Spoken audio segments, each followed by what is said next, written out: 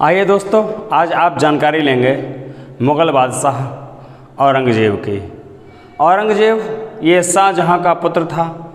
शाहजहाँ का ये क्रम से तीसरा पुत्र था। शाहजहाँ से बड़े दो भाई थे, दारा शिकोह और शाह शुजा।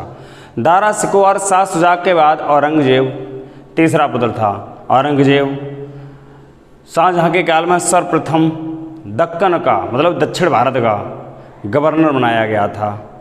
औरंगज़ेब का जन्म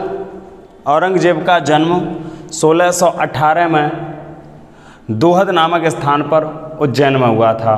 औरंगज़ेब का जन्म दोहद नामक स्थान पर उज्जैन में हुआ था और इसकी मृत्यु दौलताबाद महाराष्ट्र में 1707 में हुई थी।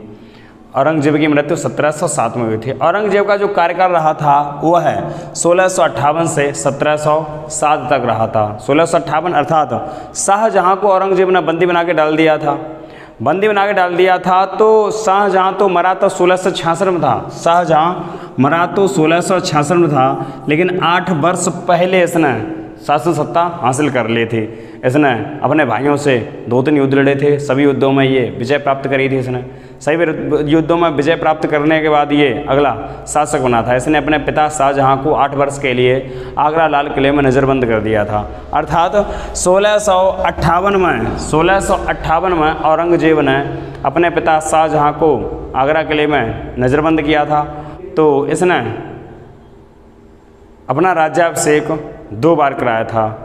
औरंगज़ेब ने अपना राज्याभिषेक 2 बार कराया था, एक 31 जुलाई को और एक 15 जून को। औरंगज़ेब ने अपना राज्याभिषेक 31 जुलाई 1658 को कराया था। फिर उसके बाद 15 जून और 1658 को कराया था। 15 जून 1658 को कराया था। मुग़ल काल में इसी प्रकार अकबर ने भी अपना राज्याभिषेक 2 बार कराया था। अकबर का पहला राज्याभिषेक कालानौर के किले में हुआ था और अकबर का दूसरा राज्याभिषेक आगरा के किले में हुआ था। औरंगज़ेब का भी राज्याभिषेक दोनों बार हुआ तो आगरा के किले में ही था, लेकिन इसने 2 बार अपना राज्याभिषेक कराया था। औरंगज़ेब चारित्रिक गुणों के कारण इसे जिंदा पीर कहा गया था। औरंगज़ेब ने जब मुग़ल वंश की सत्ता हासिल की थी तो स्वयं को आलमगीर के उपाधि धारण की थी। औरंगज़ेब ने अपनी उपाधि धारण करी थी, वो आलमगीर की उपाधि धारण करी थी। औरंगज़ेब ने जो शिक्षा ग्रहण करी थी वह गुरु मोहम्मद हकीम से करी थी। अर्थात औरंगज़ेब के गुरु मोहम्मद हकीम थे। औरंगज़ेब का विवाह दिलरास बानो बेगम से हुआ था। औरंगज़ेब का विवाह दिलरास बानो बेगम से हुआ था, जिसे औरंगज़ेब ने रबिया उद्दौरानी औरंगज़ेब ने दिलरास बानो बेगम को रबिया उद्दौरानी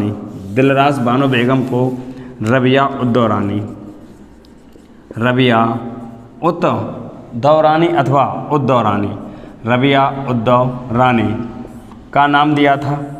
दिलरास बानो बेगम को औरंगज़ेब ने रबिया उद्दौरानी का नाम दिया था। तो इसके मरने के बाद, रबिया उद्दौरानी के मरने के बाद इसने एक ताजमहल का फूहड़ अथवा काला ताजमहल अथवा द्वितीय ताजमहल या ताजमहल की नकल का निर्माण जो किया था वह बीबी के मकबरा के नाम से जाना गया। बीबी का मकबरा औरंगाबाद महाराष्ट्र में है। तो बीबी का मकबरा किसकी बीबी का है? ये औरंगज़ेब की बीबी का है और इसका नाम क्या था? रबिया उद्दौरानी। शाहजहाँ ने जब अपनी पत्नी मुमताज़ के लिए आगरा में ताजमहल का निर्माण कराया था, उसी तो रबिया उद्दौरानी का जो मकबरा बनना प्रारंभ हुआ था वह रबिया के जीते जी बनना प्रारंभ हो गया था। उस समय सफ़ेद संगमरमर से प्रारंभ हुआ था, लेकिन रबिया उद्दौरानी के मरने के बाद यहाँ पर सफ़ेद संगमरमर की पूर्ति न हो पाने के कारण औरंगज़ेब ने इसमें काला पत्थर लगवाया। काला पत्थर लगवाए जाने के कारण इसे ताजमहल का फूहड़ अथवा काला ताजमहल भी कहा जाता। नकल तो करने की कोशिश करी, ताजमहल बनाने की कोशिश करी, लेकिन बना नहीं पाया था। ताजमहल की नकल भी कहा जाता था। भारत का दूसरा ताजमहल भी रबिया उद्दौरानी के मकबरे को कहा जाता। बीबी का मकबरा जो है ये औरंगाबाद महाराष्ट्र में स्थित है। औरंगज़ेब के शासक बनने के बाद औरंगज़ेब ने संगीत और नृत्य पर प्रतिबंध लगाया। औरंगज़ेब ने जजिया कर को पुनः प्रारंभ किया। गैर मुसलमानों पर जजिया कर औरंगज़ेब ने गैर मुसलमानों पर 1679 में गैर मुसलमानों पर 1679 में औरंगजेब ने जजिया कर को पुनः प्रारंभ किया।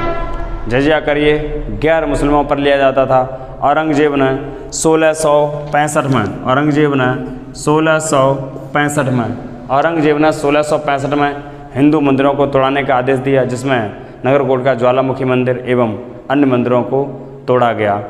औरंगजेब ने महिलाओं को पीर मज़ार पर जाने के लिए प्रतिबंध लगाया और औरंगजेब ने ताजिया निकालने पर भी रोक लगाई और झरोखा प्रदर्शन आदि पर औरंगजेब ने रोक लगाई। औरंगजेब के समय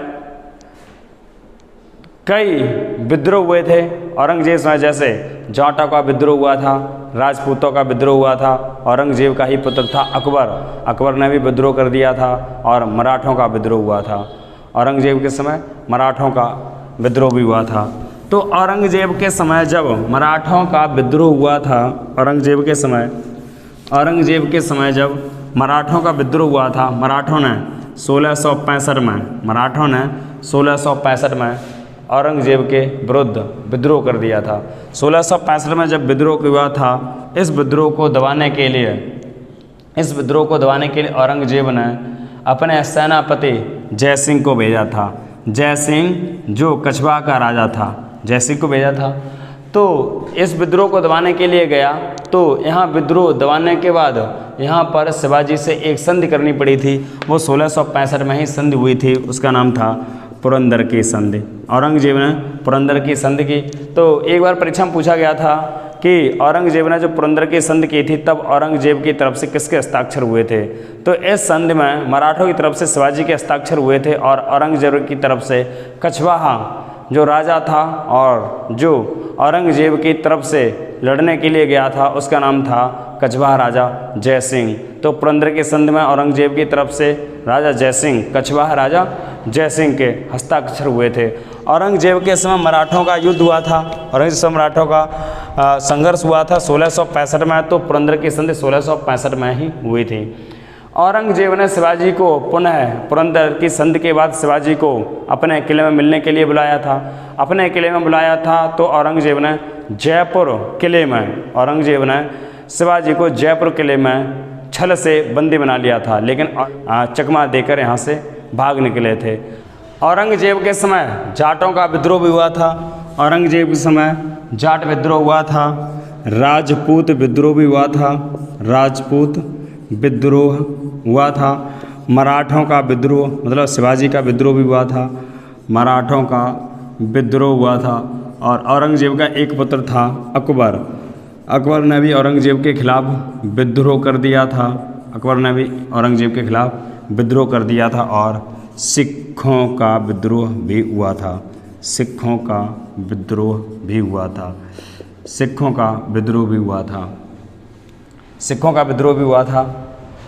औरंगजेब के पुत्र अकबर ने औरंगजेब के खिलाफ जब विद्रोह किया था, ये मराठों के सहयोग से आकर किया था। मराठों के भड़काने पर इसने अपने पिता के खिलाफ विद्रोह कर दिया। तो औरंगजेब ने इसे मरवाने के लिए अपने सैनिक भेजे। तो और जो अकबर था ये फारस भाग गया था। अकबर औरंगजेब से बचने के लिए, औरंगजेब का पुत्र अकबर औरंगजेब से बचने के लिए फारस भाग गया था और अकबर की मृत्यु फारस में हो गई थी। औरंगजेब के समय जाटों का विद्रोह हुआ था। इस समय जाट नेता था, वह था गोकुल। इसमें जाट नेता गोकुल था।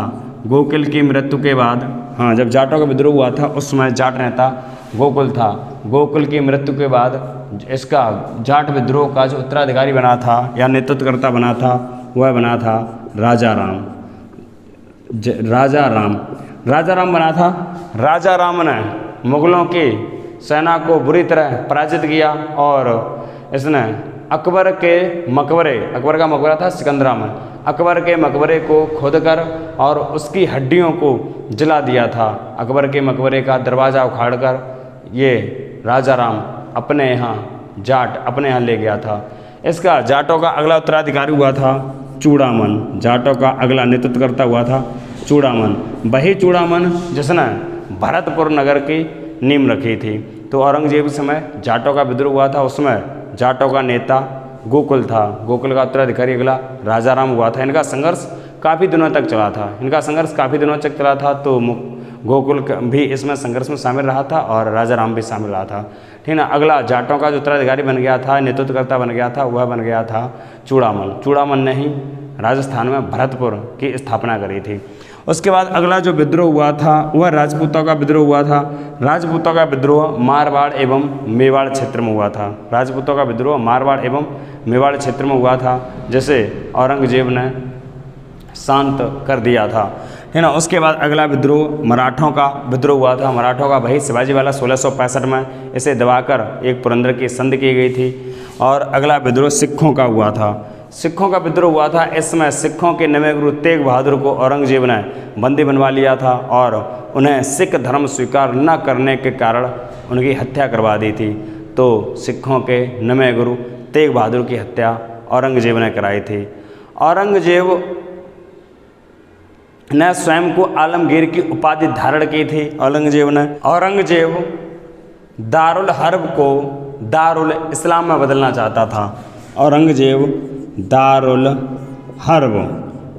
हर्ब का मतलब गैर इस्लामिक प्रांत, जो गैर इस्लामिक क्षेत्र थे, गैर इस्लामिक क्षेत्र थे, इन्हें दारुल इस्लाम में बदलना चाहता था। दारुल इस्लाम का मतलब इस्लाम का मतलब इस्लामिक कंट्री या मुस्लिम देश बनाना चाहता था। इस्लामिक कंट्री या मुस्लिम देश बनाना चाहता था, मुस्लिम देश। औरंगजेब दारुल हर्ब को दारुल इस्लाम में बदलना चाहता था। औरंगजेब ने शासक बनते ही राहदारी और पानदारी 2 करों को समाप्त किया था। राहदारी आम आदमी जो राह पर चलता था उससे भी एक रास्ता का कर लिया जाता था, पथकर, वह था राहदारी कर, इसे समाप्त किया था। और पानदारी व्यापारियों द्वारा प्रयोग की गई रास्ता को पानदारी कहा गया था। तो औरंगजेब ने राहदारी एवं पानदारी कर को समाप्त किया था। औरंगजेब के समय सर्वाधिक हिंदू सेना में थे और सर्वाधिक सेनापति भी हिंदू थे। अर्थात औरंगजेब के समय एक कुल सेना के 1/3 सेनापति या औरंगजेब के कुल सेनापतियों के 1/3 सेनापति हिंदू थे और आधे सैनिक औरंगजेब के समय हिंदू थे। सर्वाधिक मनसबदारों की संख्या भी औरंगजेब के समय ही थी, जब मनसबदार का प्रारंभ किया था अकबर ने। मनसबदारी प्रथा का प्रारंभ अकबर ने किया था। औरंगजेब बीड़ा बजाने में निपुण था, जबकि अकबर नक्कारा बजाने में निपुण था। तो औरंगजेब ने अपने समय सिक्कों पर बीड़ा बजाता हुआ औरंगजेब के चित्र छपवाए थे। इसने सिक्कों पर कलमा खुदवाना बंद कर दिया था। औरंगजेब ने सिक्कों पर कलमा खुदवाना बंद कर दिया था।